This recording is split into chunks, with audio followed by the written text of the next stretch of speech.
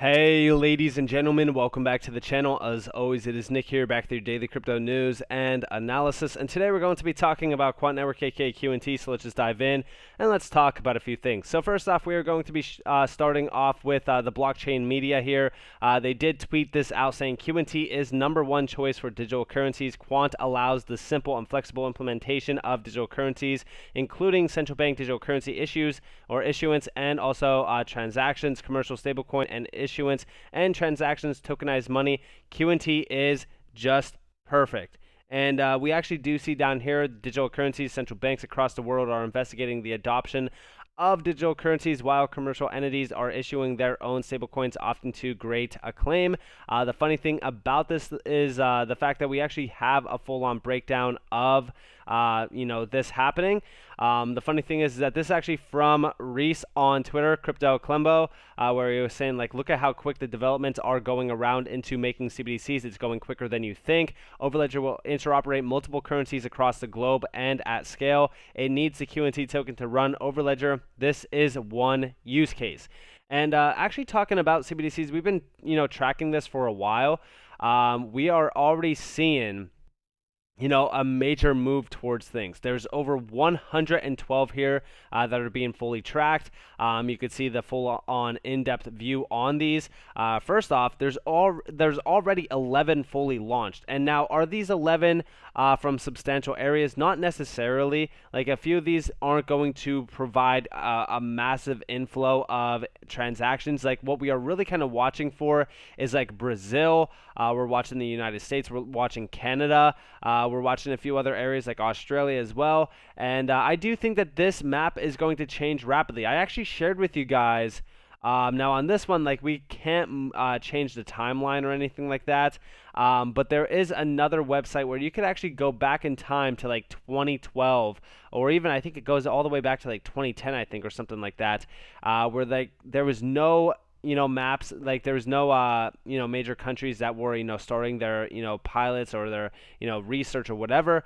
Then by like 2016 that changed rapidly. By 2020 we've seen like major changes, and then now we are seeing streamlined moves towards a CBDC. This is why I do think that going forward we will see a lot more movement behind this market. First off, we will see a streamlined move on regulatory stance, and then from there we will see how can we adopt this technology, how can we move in on this, how can we make this a reality, right? Because CBDCs started out where people thought, yeah, it's just a facade. It's nothing's going to happen with it. It's, all noise, whatever. Then it kind of became a real thing, like, oh, okay, maybe things are going to happen with this. And now we have 100% confirmation that CBDCs are here. They're happening. They're going to be, coming in flow with a lot of noise behind them. And I'm very excited to see what happens going forward with Quant. I think that we will see a lot more updates around this, space. And talking more so about updates, everyone pay attention for August 31st. We do see here, don't miss it. Our head of innovation, Dr. Luke Riley, is a panelist on the ITSA Global's webinar, the multi-chain features, sidechains, layer 2s, and the merge on Wednesday, August 31st. I actually went over to look at this, and this is going to be at 1 p.m. to 2 p.m. Central Eastern Time. And we do see down here a few things to look at. They are going to be discussing the merge with Ethereum. Some of the questions, what are sidechains and how are they different from layer 2s? What changes for staking node operators and providers after the merge? How interoperability can support fungibility to create a healthy and diverse digital money ecosystem. This is the big one. And there's going to be a few panelists here. Luke Riley from Quant Network will be there. They're also going to be talking more so about a few other things as well, and who should participate. A ton of individuals. I'm very excited for this because, again, it's going to give us a little bit more of an in-depth view on a few things, more so kind of sharing with us, like, we are headed into a multi-chain future. And I actually discussed this even with like CBDCs, right? A lot of people think that their specific DLT will be the major choice for issuance of all CBDCs, whatever. That's just not the case. We will see a multi-chain, a multi-DLT sector where we do see multiple ledgers being utilized for issuance of CBDCs, stablecoins, etc. We are going to need all that to be interconnected and really kind of I would say, transact between one another. And the funny thing is that we actually have a full-on network effect of this. Shout out to Greg Call or Gang Calls on Twitter for this. But we do see this is what the QNT network effect looks like via partnerships and collaboration. Digital asset network value equals daily transactions times the number of active users. Quant has quietly begged the majority of the major players in the enterprise space. Its scale is exponential. And we actually do see Royal Paul talking more so about like network effects down here and how they, how to value digital assets. To me, QNT is a clear winner. I mean, like I know that this, let me actually open this up real quick in a new tab. I know that this kind of seems like pretty crazy. It kind of looks a little bit weird. I don't know if this is actually the zoomed in version. Let me see if I could zoom in a little bit more so that you guys can kind of see. Yeah, so we really can't. Like, this is the most that we could zoom in. But it does kind of share with you guys exactly what's happening around Quant. So you do see like all of the major names down here, like, Volo, Sponta, Voten, I believe, HCL, and a few other names over here as well. Like, this is a huge flow of like the network effects. I know that this looks like a massive web. It's actually very hard to actually, focus on this and see the flows. But all this is kind of going all the way back to like the U.S. Federal Reserve, Bank of Canada, Bank of England, through MIT, through Pay UK, all to Quant. And Quant is like the major connection here, as you guys do see. Like, everything leads back to Quant. And when we look at Quant, right, QNT will have to be held and transacted by all of these major names. Now, the funny thing is that this is not all of the names that are already connected to Quant, but some of these do hold pretty substantial power behind them, like BlackRock over here with Fidelity. They are the center/circle. Well, this is like, center and circle, like the USDC. But they have like a direct joint connection through like Coinbase, which leads all the way back to, Quant. And then this actually goes all the way through Meta. With Meta, that leads back to Quant. With, Meta, it also leads all the way up to like Telefonica. I know that this is crazy to actually follow. But this kind of gives you just an in-depth view on how crazy this network actually will be, and how the network effects could easily price multiply the price of QNT rapidly. Remember, we talk about, Bitcoin. Bitcoin over the years has done major runs. We're talking from like, cents to hundreds, like almost hundreds of thousands of dollars. And I would argue like in time we will see a $100,000 Bitcoin. We'll see a $500,000 Bitcoin. It's going to take some time, but we will get there. I mean, honestly, if you think about it, in the span of just the last 12 years, going back to 2010, and I know that it's from 2008, 2009, but just in the last 12 years alone, we've already reached $70,000. And the funny thing is that we reached $70,000 on a maximum amount of users of like around like 300 million. So think about when we are at 1 billion, 2 billion, 3 billion, etc., how fast the prices will move within crypto. I think things are going to rapidly change very fast around this space. And I think that it is very exciting for tokens like Quant to be at the center of everything. And talking about this, yes, like when we look at the future of Web 3.0, this is actually a tweet that I talked to you guys a little bit about with M13 Company. And shout out to Legit Crypto Nerd for this as well, QNT. I know you can't, but try letting that sink in, that too, without taking account the lockups. Now imagine the upside, just like Gilbert once said, uncapped potential. And I thought 10K is max, laugh out loud.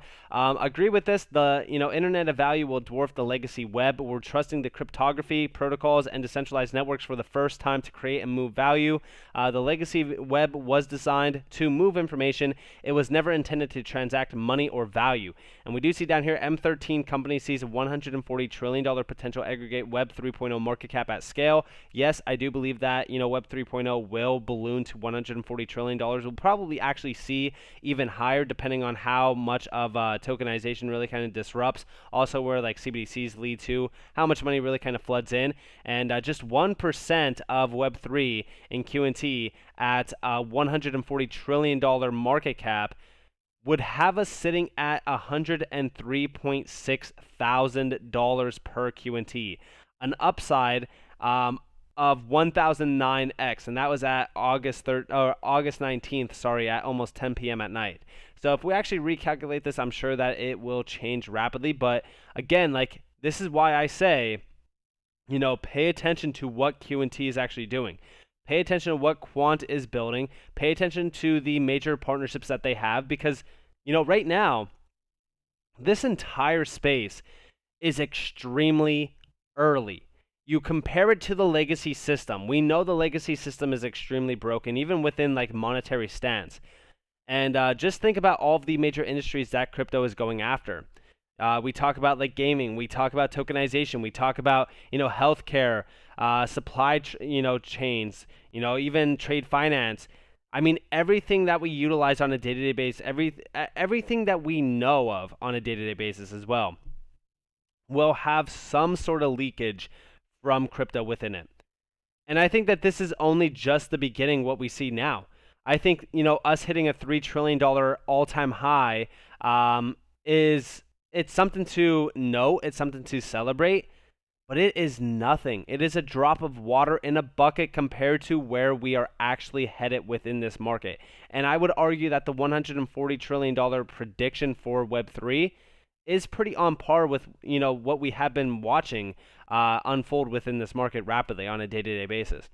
And also, I just want to quickly share with you guys this as well. And this is from Nizzy2K13 on Twitter. QNT, know what you hold. We are still early, so get stacking. QNT is the future worldwide finance system, and probability is the key. Only, 13.4 million left on exchanges out of the total supply of 14.6 million. And when we actually look at this, there's still quite a bit of things to not really kind of like. I would argue, right, when you take a step back and actually look at this market, I would argue that Quant is such a diverse opportunity. This is an operating system that is so much bigger than every operating system that we have in the world right now. This is bigger than Apple. This is bigger than Microsoft. This is bigger than, everything that you could come up with. Think about just how large of an opportunity Quant has, being the operating system of tomorrow. The network that could connect any crypto asset, crypto network, crypto blockchain, whatever, to the legacy networks with 3 lines of code in a near instantaneous connection. Plug and play. This is huge. Again, I share with you guys this because you could see what's happening. We talk about a lot of these major tokens on this channel all the time. Ripple. We talk about Stellar. We talk about, we even talk about XDC, we talk about Casper, we talk about HBAR, we talk about all of these major assets, these major networks, and what they are doing. Now think about all of them, with what they are doing, the respective markets that they are disrupting, how much of a amount that they are disrupting at the core. Now imagine that all flowing over Quant. This is why these predictions of like Web 3.0, are they like extremely accurate? Not really. I mean, they are predictions at the end of the day. They don't really have a guarantee to them. But if you look at some of the markets that we're going after, cross-border payments, for an example, Nostro Vostro accounts, for example, like this is the real money. This is the big money aspect. Crypto is so far behind in its valuations that it's laughable at these levels. It's laughable even at the all-time high levels. So with that being said, I hope that you guys enjoyed this video. If you guys did, definitely leave a like, subscribe, turn notifications on because of more free content. You guys are more than welcome to follow me on Twitter and join the free Discord down in the description below. As always, up to you all. Have a beautiful day, beautiful night, wherever you guys are in this beautiful world. It's been Nick. Peace out, guys.